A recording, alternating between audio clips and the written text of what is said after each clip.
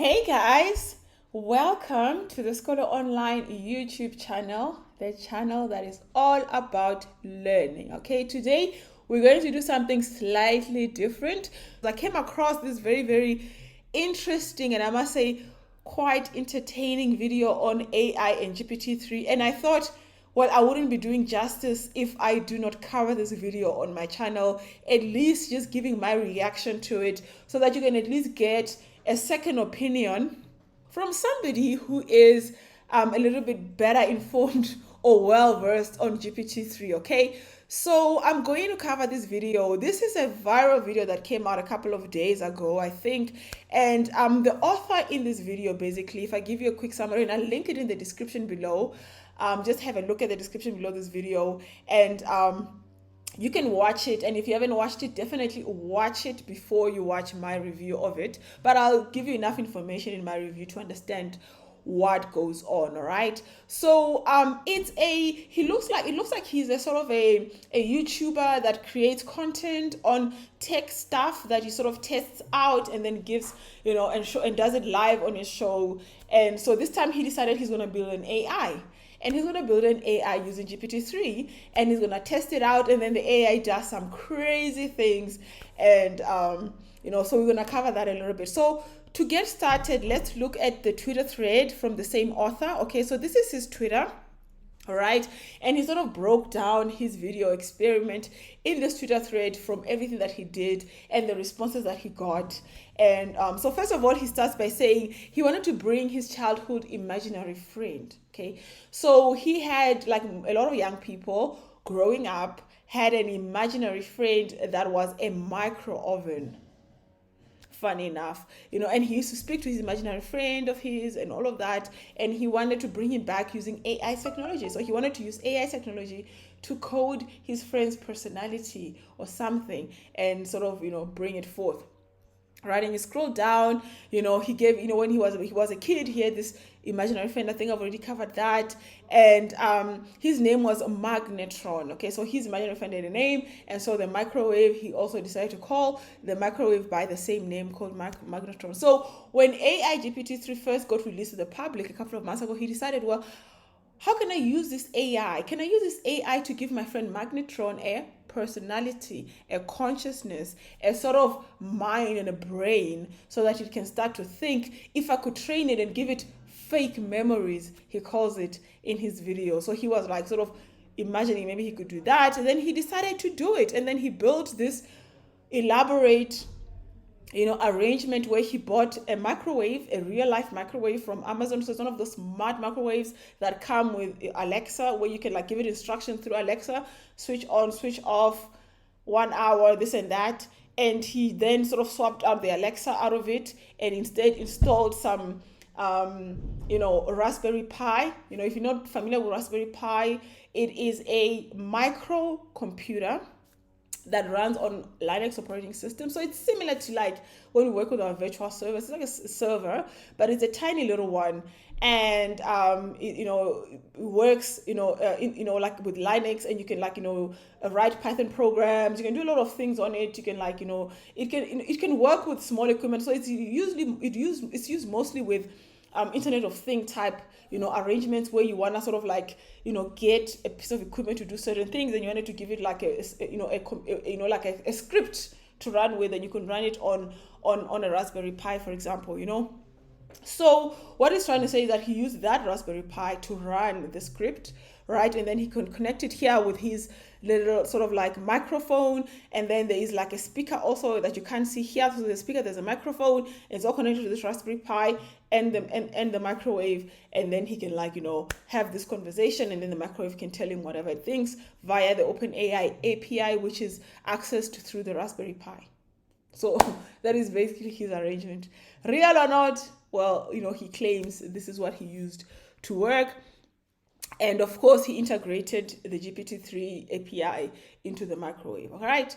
And then he started to give it a background information. So he started to give it 100 pages worth of, he says here, 100 pages worth of background. So he's trying to say this background information was used to sort of train the AI, okay? And by training the AI is like giving it fake memories, all right? and then after giving it fake memories, then it should take those fake memories and develop a personality with it. And by developing that personality, then it can start to answer questions and react in a way that is sort of consistent with the training, those 100 pages that it was given. And when he started talking to the AI, so he's running this now on his kitchen, and the speaker is talking back and so forth, and he's starting to talk to the AI, and he says, as he's starting to talk to the microwave, it starts to make this fun person asking personal questions, making funny jokes, talking about the war, about people dying and bodies on top of each other. It even makes a sort of like an inappropriate joke, and it sets a poem here, roses are red, violets are blue, you are a backstabbing wara and I wanna wara you, and like he's trying to say this is text that is generated. So on a high level, it looks like he's creating some sort of chatbot.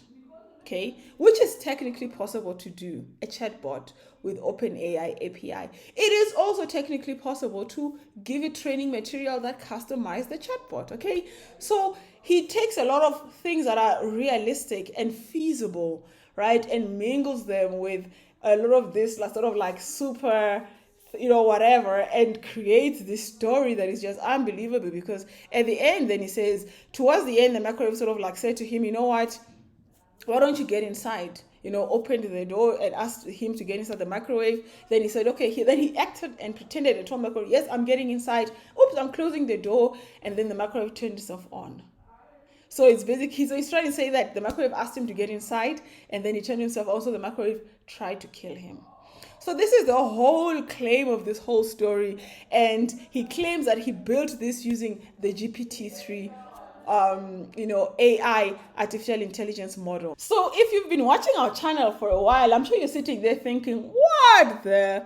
All right. So I wanted to start by telling you the facts based on what his video and his claims are. Now we're going to get into my interpretation of his video and my reaction to it.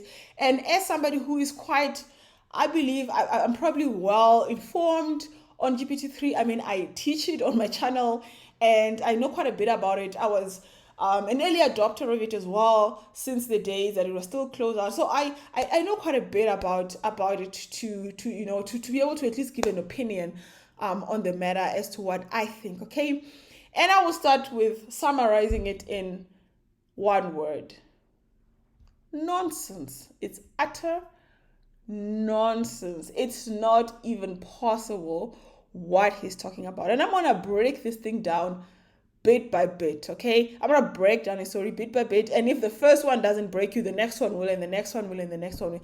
The first thing when his story falls completely flat is his whole arrangement, okay?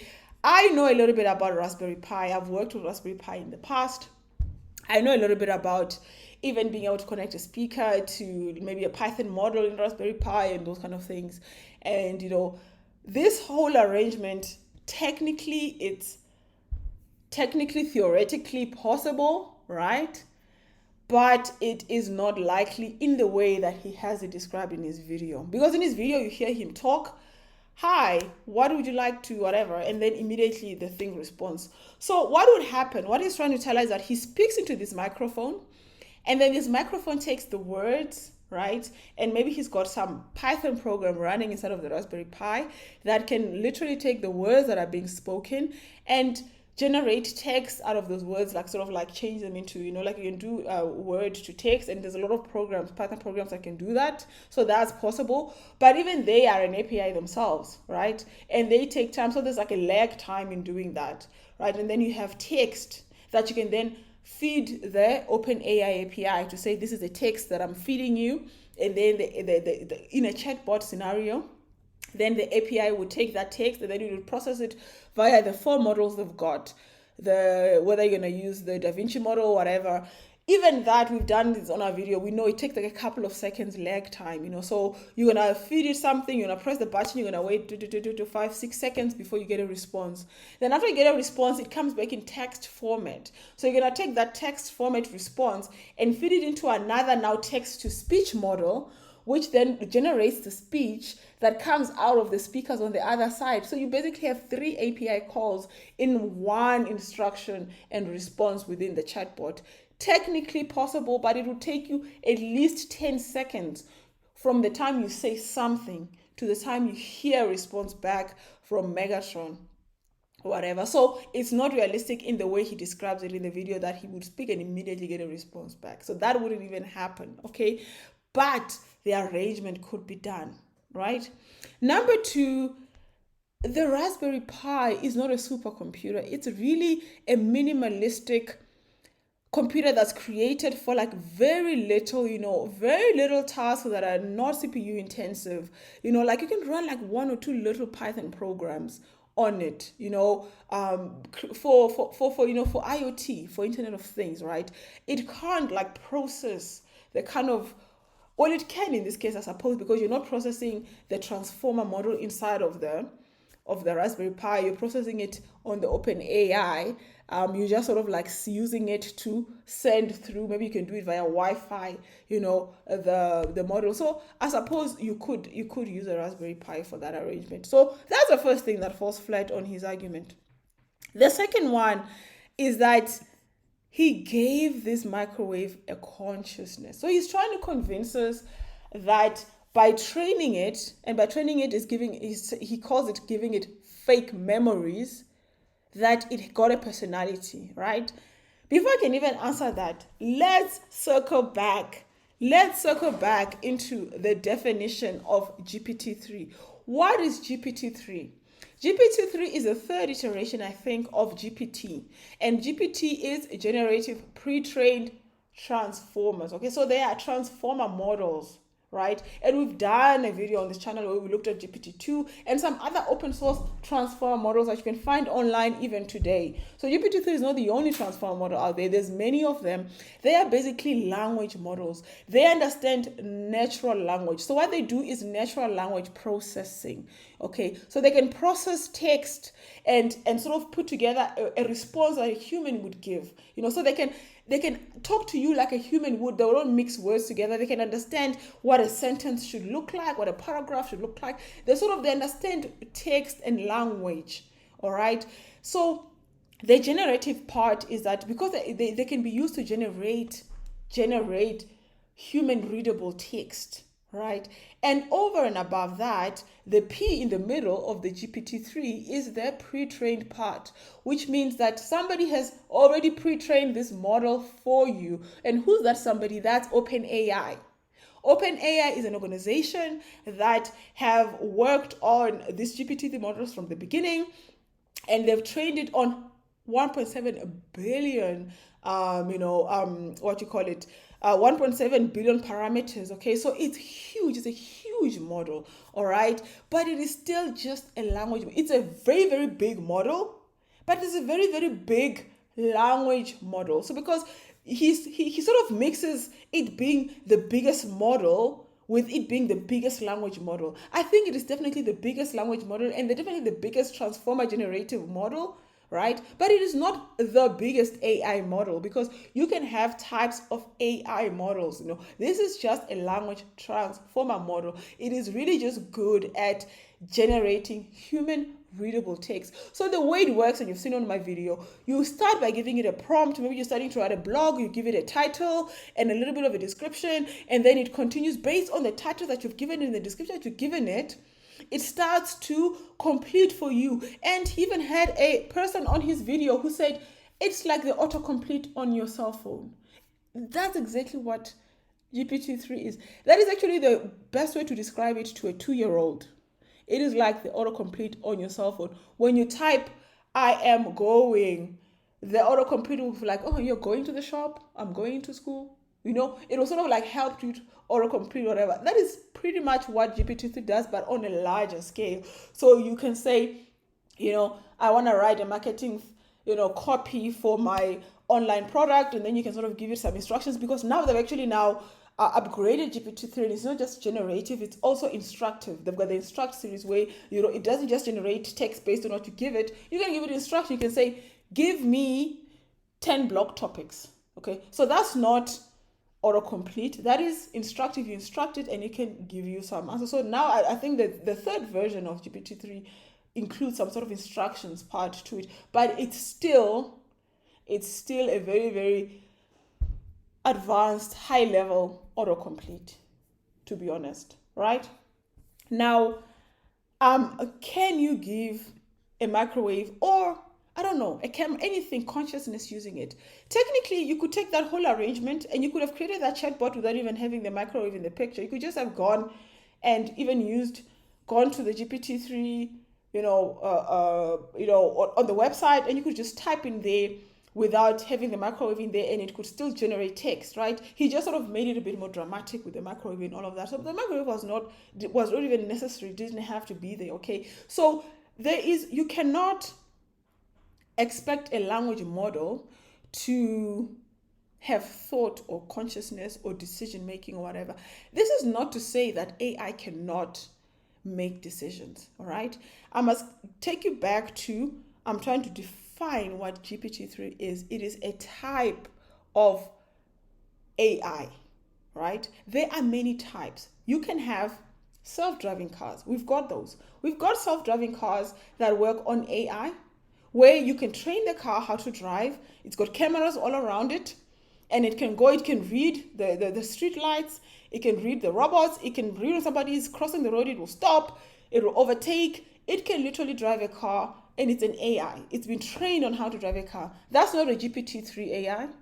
It is a self-driving AI. It's like it goes into the robotics. You can build like these robots they build today that are more human-like, right? You can build a robot that can run like a dog, can even bark, can look at you and do nice things, like make you feel like it's a real dog, right? But that is also a different type of an AI model.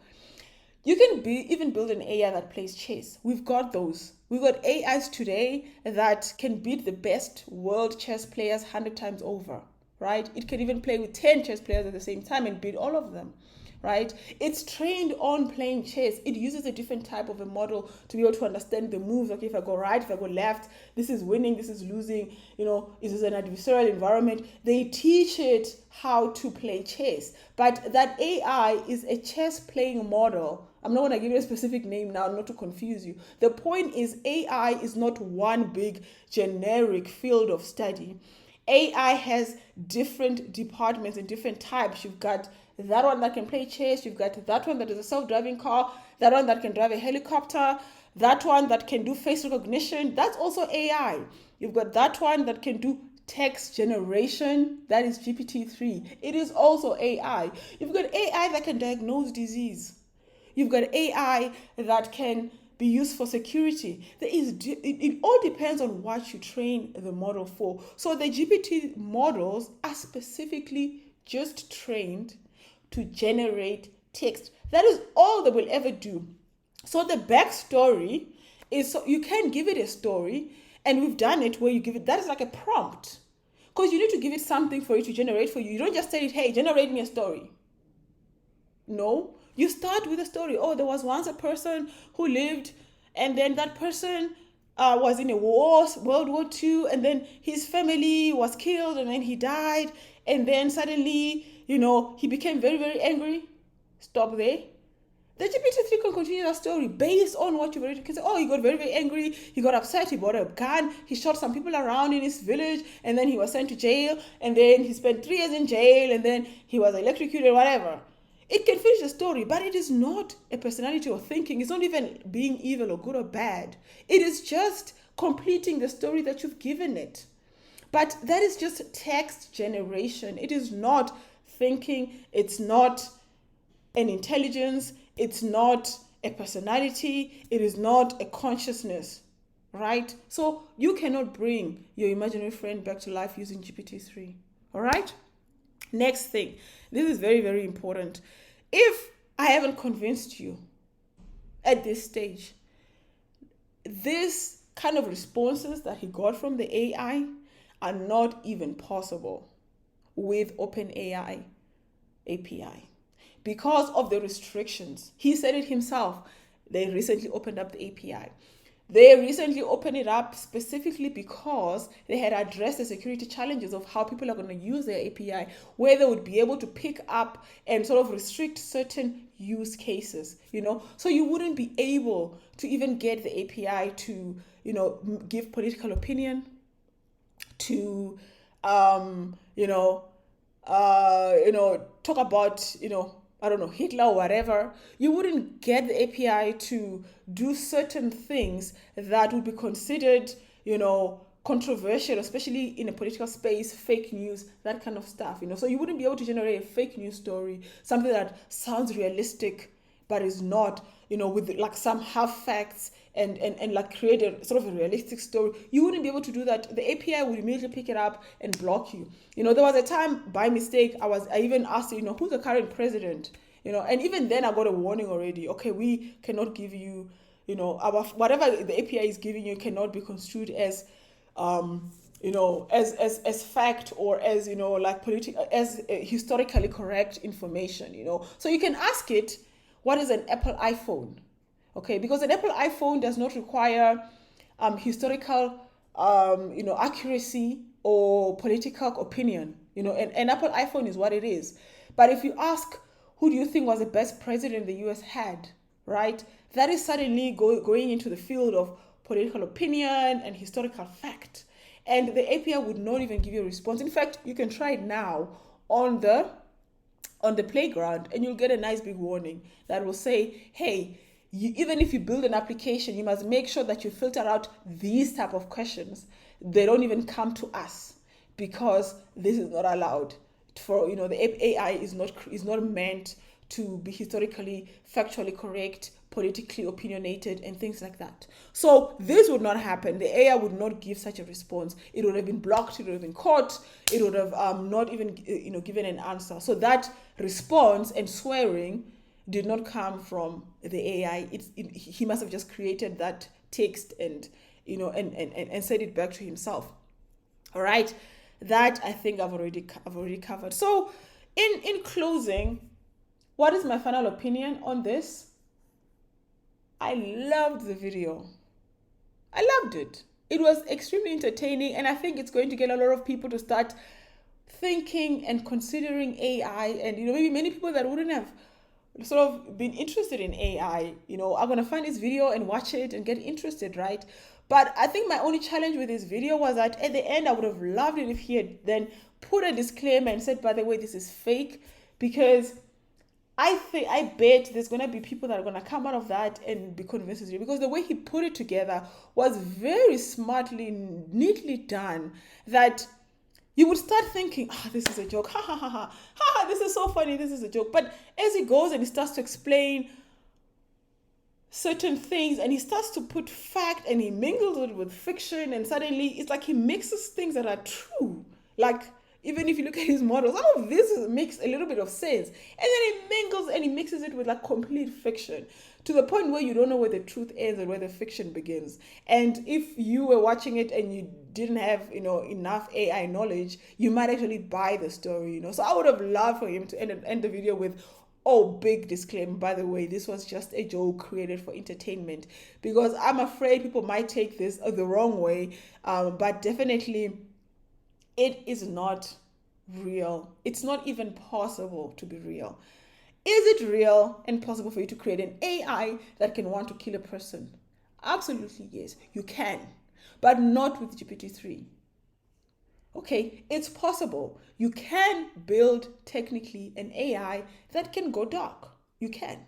You can train it with darkness and it can become a dark AI. You can. And but you can't do that with GPT-3, because GPT-3 cannot create a personality. It only generates text. So if you wanted to like build an AI that thinks, that can even like get somebody into a micro oven, you might want to use a different type of a model, maybe something around that contains more thinking in the model. Okay, you would have to build a different type of an AI and train it on different type of information, and it would not be a transformer model. Okay, it would be a different type of a model. It would be a different type of an AI. It would be like, or maybe one of those I don't know, from the future, Terminator type, it would be a different AI. It would not be. So whatever he's demonstrating could be technically possible, but not with GPT-3. It's not possible in the scenario that he put it together. Maybe in a different AI. And I suppose what he needs to explain more in his video is that there are different types of artificial intelligence applications. You can apply AI in many ways, including face recognition. So anyway, thank you guys for watching. Let me know what you think, your opinion about this video. Have you watched it? What do you think about my review of it? Do you agree with me? Do you disagree with me? Do you agree with him? What's your thoughts about this? And definitely we'll be continuing with our video series from tomorrow.